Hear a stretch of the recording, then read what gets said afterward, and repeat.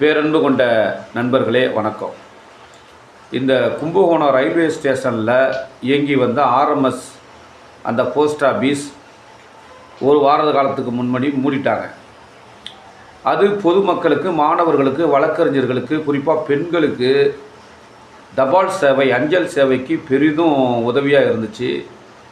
ஆயிரக்கணக்கான பதிவு தபால் அனுப்பப்பட்டது. ஸ்பீடு போஸ்ட் அனுப்பியிருக்கிறாங்க.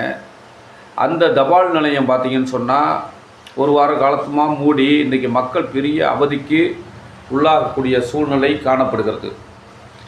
இது சம்பந்தமாக பார்த்திங்கன்னா நேற்றைய தினம் டிசம்பர் 12 பார்த்திங்கன்னு சொன்னால் அனைத்து கட்சி சார்பாக அங்கே கண்டன ஆர்ப்பாட்டம் செஞ்சு அந்த போஸ்ட் ஆஃபீஸ் மறுபடியும் வரணும்னு போராடி இருக்காங்க. அதுபோல் கும்பகோணம் வழக்கறிஞர் சங்கமும் இன்றைக்கி பெரிய அளவில் போராட்டம் நடத்தியிருக்கிறாங்க.